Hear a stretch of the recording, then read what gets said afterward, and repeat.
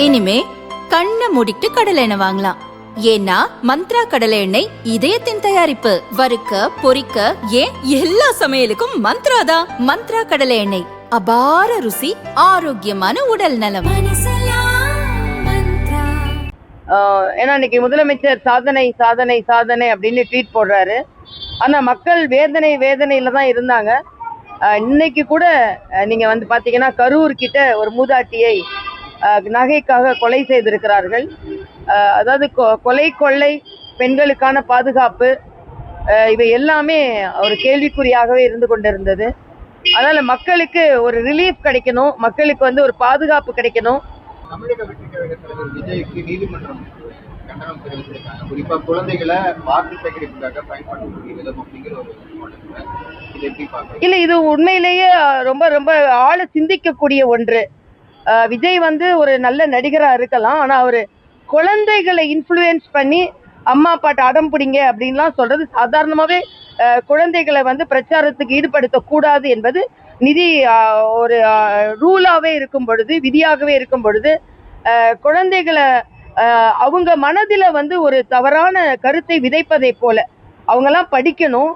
அந்த படிச்சுட்டு அந்த குழந்தைங்களோட எதிர்காலத்தை பத்தி அவங்க சிந்திக்கணும். அப்படி இருக்கிற காலத்துல நம்ம கல்லூரியை தாண்டி அவங்க வந்து ஓட்டை பற்றியோ மற்றதை பற்றியோ சிந்தித்தா பரவாயில்ல. அதனால்தான் வாக்களிக்கிறதுக்கு என்று ஒரு வயது இருக்கிறது, அதை பற்றி சிந்திக்கிறதுக்கு என்று ஒரு வயது இருக்கிறது.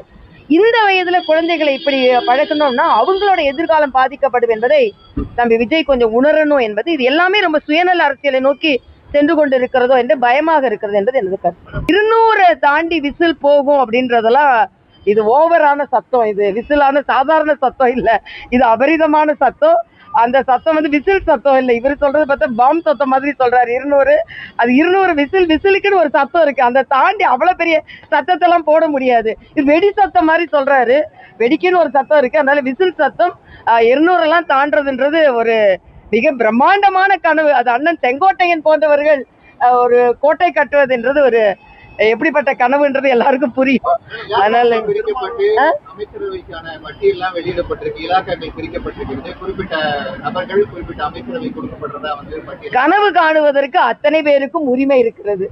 அதனால நல்ல கனவு காணட்டும். மிஞ்சி மிஞ்சி போனா 4ஆம் தேதி வரைக்கும் என்னென்ன கனவு காணுவாங்களோ 4ஆம் தேதி வரைக்கும் கனவு காணுவாங்க, அவ்வளவுதானே. அதனால கனவு காணட்டுமே. இல்ல, அண்ணன் திருமாவளவன் வந்து ரொம்ப குழம்பி போய் இருக்கிறார். ஒரு நேரம் ஒன்னு பேசுறாரு.